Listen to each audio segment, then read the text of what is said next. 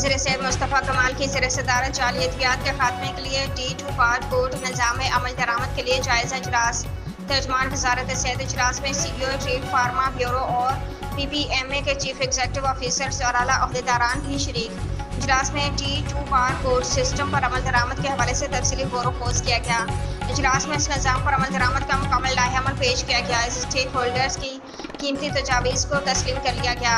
मुस्तफ़ा कमाल इंडस्ट्री में इस इक़दाम के लिए भरपूर ताउन का यकीन दिलाया है। मज़ीद पेशरफ्त के लिए 20 अगस्त 2025 को इस मनसूबे को फॉलोअप मीटिंग मुनक्किद की जाएगी। ट्रिप के डिजिटाइजेशन के बाद जाली अद्वियात का खात्मा नागुज़ीर हो चुका है। इस सिलसिले में इनकलाबी प्रोजेक्ट का आगाज़ किया जा रहा है, जो दवा साजी की सनत की तरक्की के लिए एक इनकलाबी कदम साबित होगा। जाली अद्वियात से फार्मा इंडस्ट्री की भी साख मुतासिर होती है। इस इक़दाम से न सिर्फ मरीजों के तहफ़्फ़ुज़ को यकीनी बनाया जा सकेगा, बल्कि इंडस्ट्री की बरामदात में भी इजाफा होगा।